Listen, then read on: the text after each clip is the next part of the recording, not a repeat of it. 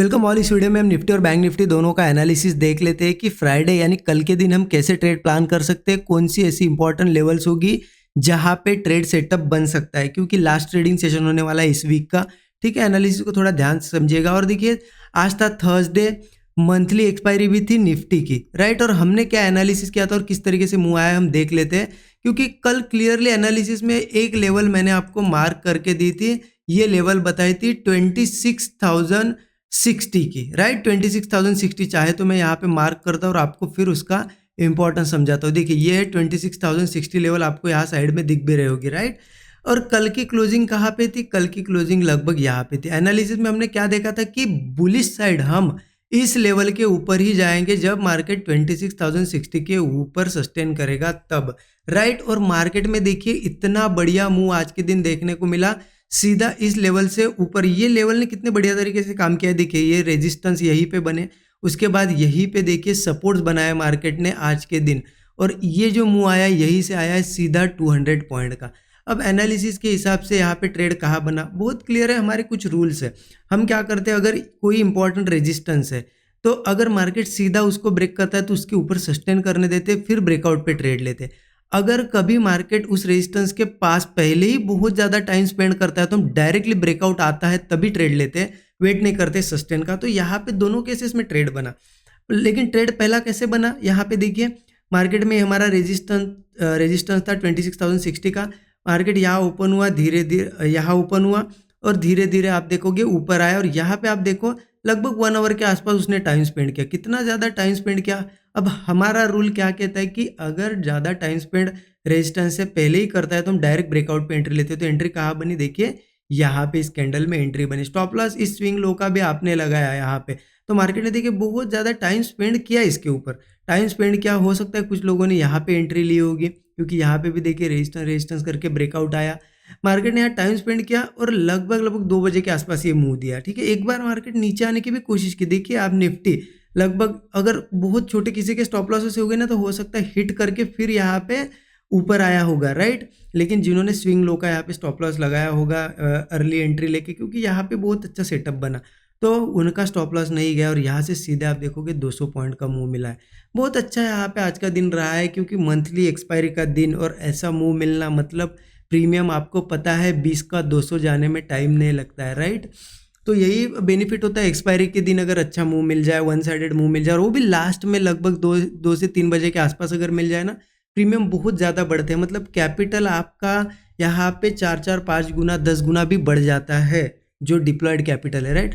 आप ज़रूर कमेंट में बताइए आपने यहाँ पे आज के दिन कहाँ पे ट्रेड लिया, यहाँ पे अगर इस रैली में पार्टिसिपेट किया तो ज़रूर कमेंट में बताइए, और वीडियो को अब तक लाइक नहीं किया होगा तो लाइक ज़रूर करिए। अब देखते हैं कल कैसे ट्रेड प्लान करना है। उसके लिए हम क्या करते हैं ना, यहाँ पे देख लेते हैं। कल के लिए एनालिसिस देखना है तो हम 15 मिनट चार्ट पहले देख लेते हैं निफ्टी का। यहाँ पे अब 15 मिनट का चार्ट ओपन कर दिया। देखिए कहीं ना कहीं ये जो शूटिंग स्टार कैंडल आपको दिख रही है, ये जो शूटिंग स्टार बनी है ना, यहाँ पे एक रेजिस्टेंस लेवल है, अच्छा खासा रेजिस्टेंस का जोन है। चाहे तो मैं मार्क कर देता हूँ इसको, सो दैट आपको क्लियरली समझ में आए। 26,200 से लेके 26,250, ये पूरी जो कैंडल है ना, ये पूरा जोन है रेजिस्टेंस का। ठीक है, मार्केट में यहाँ पे रेजिस्टेंस है, इसलिए यहीं पे शूटिंग स्टार बनी है। तो अब कहीं ना कहीं अगर बुलिश जाना होगा तो हमें इंपॉर्टेंट है ये 26,200 से लेके 26,250 का ये जो जोन है ये ब्रेक हो। मतलब मार्केट अगर ऊपर जाना है तो यहाँ कहीं अगर ओपन होता भी है, देखिए एक अच्छी अपॉर्चुनिटी कब होगी, अगर गैप अप वगैरह ओपन हो, छोटा सा गैप अप होता है यहाँ कहीं और वो 26,250 के ऊपर गैप अप होता है। देखिए किसी भी इंपॉर्टेंट रेजिस्टेंस के ऊपर गैप अप हो रहा है मतलब मार्केट में बुलिशनेस है। तो उसके बाद मार्केट थोड़ा नीचे भी आता है तो चलेगा, इसके भी थोड़ा नीचे आता है और यहाँ कहीं सेटअप बनाता है, या फिर अच्छा तो ये होगा कि उसके ऊपर ही सेटअप बनाए, मतलब कंसोलिडेट करे और एक कोई ब्रेकआउट बनाए। बहुत बढ़िया है। कॉल साइड का ट्रेड हम प्लान करेंगे निफ्टी में 40-50 पॉइंट का बहुत बड़ा हो जाएगा एसएल। हम क्या करेंगे 25 से 30 पॉइंट बहुत हो जाता है निफ्टी में, मैक्सिमम एसएल रखेंगे और 1:3 का टारगेट रखेंगे, क्योंकि एक बार ये 26,250 ब्रेक करे तो सीधा ऊपर रेजिस्टेंस आ जाता है 26,370 का। तो ये टारगेट हमें ज़रूर देखने को मिल सकता है अगर कल इसके ऊपर सस्टेन करता है मार्केट। तो देखिए क्या है ना, अभी भी मार्केट में जिस तरीके से मार्केट बुलिश है तो मैं ट्राई क्या करूंगा, क्योंकि यहाँ पे रेजिस्टेंस हो सकता है कल यहाँ से धीरे धीरे मार्केट गिरे भी, क्योंकि क्या है मार्केट में अगर देखिए स्ट्रॉन्ग रेजिस्टेंस तो 370 के पास है, लेकिन यहाँ से भी क्यों गिर सकता है, क्योंकि क्या होता है अगर डेली मार्केट बुलिश बुलिश ऊपर ही जा रहा है, मतलब जो भी सेलिंग आ रही है वो सस्टेन ही नहीं कर रही है, बायर्स ही आ रहे हैं, तो ऐसे में क्या होता है मार्केट में रेजिस्टेंस भले ही दूर हो, लेकिन कभी कभी बिना रेजिस्टेंस के भी मार्केट थोड़ा बहुत गिर जाता है, रिट्रेस करता है, क्योंकि क्या होता है ना ये कंटिन्यू जो बाइंग कर रहे हैं लोग, एक दिन क्या होता है प्रॉफिट बुकिंग करते हैं तो मार्केट में थोड़ी सेलिंग आती है, और वो सेलिंग देख के नए सेलर्स भी आ जाते हैं, उनको लगता है कि आज तो गिरेगा ही मार्केट, तो ऐसा हो सकता है कि सेलिंग भी आ जाए, लेकिन यहाँ पे मैं सेलिंग नहीं करने वाला हूँ, क्योंकि एक दिन यहाँ पे ऑब्जर्व करूँगा मैं, अगर 370 वगैरह के पास से सेलिंग आती है तो फिर सेलिंग में इंटरेस्टेड हूँ। अगर नीचे यहाँ पे कहीं पे ओपन हो रहा है, मान लेते हैं मार्केट फ्लैट ओपन हो रहा है या गैप डाउन ओपन हो रहा है और सेलिंग आ रही है, तो मैं सेलिंग में इंटरेस्टेड नहीं हूँ, लेकिन अगर गैप डाउन वगैरह या फ्लैट ओपन होकर भी नीचे आया और यहाँ पे कोई ऐसा स्विंग बना है, उसके बाद वो स्विंग सस्टेन करके ब्रेकआउट आया, तो मैं कॉल साइड जरूर ट्रेड लूँगा, यहाँ पे थोड़ी कम क्वांटिटी लूँगा, क्योंकि अच्छी क्वांटिटी तो मैं 250 के ऊपर प्लान करने की सोच रहा हूँ, फिर 370 के टारगेट के लिए। ठीक है, क्लियर हो गया आपको कि सेलिंग में तो यहाँ पे मैं नहीं करूँगा, आपका कोई एनालिसिस होगा, आपको लग रहा है गिरेगा तो आप सेलिंग कर सकते हो, मैं पर्सनली मेरा एनालिसिस शेयर करता हूँ, राइट। हाँ, अगर मार्केट सीधे गैप अप होता है और 370 के आसपास ओपन होता है और यहाँ पे रेजिस्टेंस ले लेता है, मार्केट रेजिस्टेंस लेने के बाद अगर सस्टेन करता है, ऊपर ना ब्रेकआउट देते हुए ब्रेकडाउन अगर देता है, तो पुट हम ले सकते हैं, स्टॉप लॉस वही 25-30 पॉइंट रख के 1:3 का एक टारगेट रख सकते हैं, क्योंकि 370 के पास एक स्ट्रॉन्ग रेजिस्टेंस बना हुआ है। ठीक है, तो ये इंपॉर्टेंट लेवल है, आप मार्क करके रखिए, और जो सेटअप हमने अभी डिस्कस किए वजह से सेटअप बनता है तो अच्छा ट्रेड बनेगा, अगर नहीं सेटअप बनता है तो कुछ नहीं, फ्राइडे का दिन है, हो सकता है आज अच्छा मूव आया तो साइडवेज भी हो जाए कल का दिन, तो अवॉइड करो। क्या है, हमने कंटिन्यू प्रॉफिट किया ना, आज भी प्रॉफिट किया, कल भी कंटिन्यूसली प्रॉफिट कर रहे हैं इस वीक, तो एक दिन अवॉइड भी करोगे तो कोई फर्क नहीं पड़ेगा, लॉसेस से अच्छा है अवॉइड करना, राइट। ये लेवल्स आप मार्क करके रख सकते हो। हम देख लेते हैं बैंक निफ्टी का एनालिसिस। बैंक निफ्टी के चार्ट पे आ जाते हैं, बैंक निफ्टी भी 15 मिनट चार्ट मैंने ओपन कर दिया है। ठीक है, देखिए जैसे कि यहाँ पे रेजिस्टेंस लिया ना निफ्टी में, वैसे भी बैंक निफ्टी में भी एक रेजिस्टेंस लेवल है, ये 350 का जो लेवल दिख रहा है ना, 350 के आसपास मुझे रेजिस्टेंस दिखाई दे रहा है, मतलब ये पूरा जोन है, यहाँ पे 400 से 350 है। ठीक है, 54,350 से 54,400 ये एक रेजिस्टेंस जोन है, यहाँ पे भी सेलिंग आई है, एक बड़ी बड़ी 2 कैंडल बनी है, तो कहीं ना कहीं बैंक निफ्टी में भी अगर बाय साइड जाना है तो 54,350 के ऊपर तो भी मार्केट कल सस्टेन करना चाहिए, 400 की छोड़ 350 के अगर ऊपर भी चला जाता है ना, मैं लाइन मार्क कर देता हूँ चाहे तो 54,350 ये लेवल आप मार्क कर सकते हो। ठीक है, देखिए अगर फ्राइडे का दिन इसके ऊपर ओपनिंग हो जाए, ठीक है, तो समझ लेना कहीं ना कहीं बुलिश हो सकता है मार्केट, फिर सीधा सीधा टारगेट निकल के आएगा 54,710 का। क्या टारगेट होगा? 54,710 का। अगर मार्केट 54 बैंक निफ्टी 54,350 के ऊपर अगर ओपन हो जाए, तो ओपन होते से ऐसा नहीं कि बस ओपन हुआ तो ट्रेड ले लिया और 710 चला गया, ऐसा नहीं। मार्केट अगर इसके ऊपर ओपन होता है थोड़ा वेट करो, हो सकता है नीचे भी आए, चलेगा ना, नीचे आने दो, उसके बाद वो स्विंग बनाएगा ऐसा, मतलब सपोर्ट क्रिएट करेगा और वो सपोर्ट होल्ड कर जाएगा, सपोर्ट नीचे नहीं ब्रेक करते हुए ऊपर ब्रेकआउट आएगा तो कॉल लेंगे, 40 से 50 पॉइंट का मैक्सिमम स्टॉप लॉस रखेंगे, 1:3 तो एक टारगेट हो गई, फिर टारगेट 710 तक का रख सकते हैं।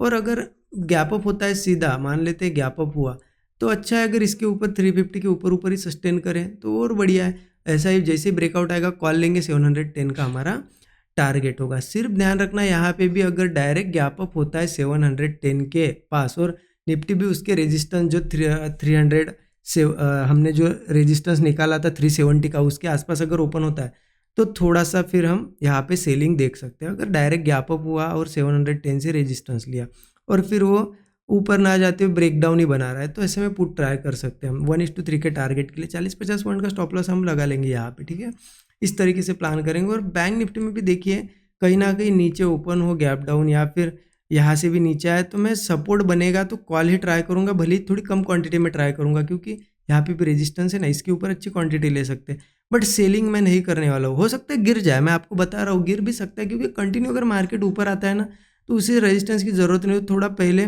रिट्रेस कहीं से भी कर लेगा, रेजिस्टेंस से गिरावट आती है, रिट्रेसमेंट के लिए ज़्यादा रेजिस्टेंस की जरूरत नहीं होती कहीं से, मतलब यहाँ रेजिस्टेंस है तो मार्केट यहाँ से थोड़ा सेलिंग दिखा सकता है, क्योंकि प्रॉफिट बुक करेंगे लोग, उसके बाद ही ऊपर जा सकता है। लेकिन मैं सेल इसलिए नहीं कर रहा हूँ क्योंकि मार्केट इतना बुलिश है, अगर मैं दिखाऊँ ना आपको, देखिए थोड़ा जहाँ जहाँ भी सेलिंग आई है ना मार्केट में, वापस मार्केट ने रिकवरी किया है। आप थोड़ा सा चार्ट को ऑब्जर्व करिए, देखिए यहाँ पे एक छोटी सी सेलिंग आई थी, मार्केट ऊपर आया, यहाँ छोटी सेलिंग फिर ऊपर आया, यहाँ पे सेलिंग फिर ऊपर आया, यहाँ पे देखिए सेलिंग आई थी, यहाँ पे फिर से ऊपर आया। तो कहीं ना कहीं सेलिंग जो है ना बहुत छोटी आ रही है।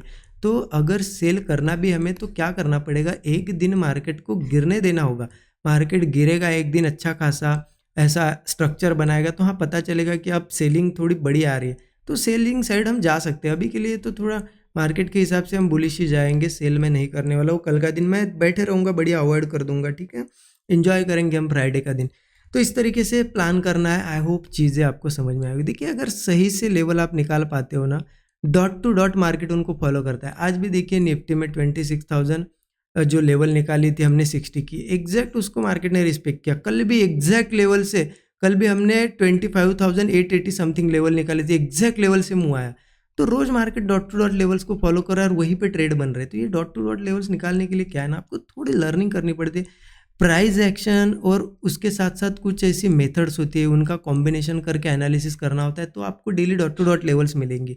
ये चीज़ें लर्न कर सकते हो, आप सीख सकते हो, इंटरेस्टेड हो तो। क्योंकि बहुत से लोग मैसेज करते हैं कैसे सीखना है, क्या प्रोवाइड करते हो। तो 13 आवर्स का कोर्स है हमारा, वो ज़रूर चेकआउट कर सकते हो आप। इस वीडियो की डिस्क्रिप्शन में उस कोर्स की आपको लिंक मिल जाएगी। इसमें यही सिखाया गया है कि प्राइस एक्शन कैसे रीड करना है, प्राइस का नेचर बिहेवियर कैसे समझना है, किस तरीके से सेटअप्स बनते हैं, डॉट टू डॉट लेवल्स किन मेथड से निकाली जाती है, ठीक है।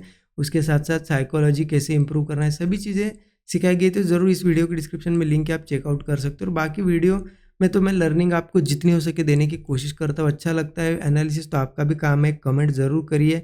आपकी एक कमेंट है, लेकिन मेरे लिए यहाँ पे वो कमेंट आपके लिए ऐसे ही डिटेल में और डीप में एनालिसिस बनाने में मुझे हेल्प करती है। वो कमेंट्स आपके, उससे पता चलता है कि आप लोग सही में इंटरेस्ट ले रहे हो, ठीक है। ज़रूर कमेंट करिए, लाइक नहीं किया होगा तब तक वीडियो को लाइक ज़रूर करिए। अच्छा लगा वीडियो तो ज़रूर सब्सक्राइब करिए चैनल को। Thank you so much everyone.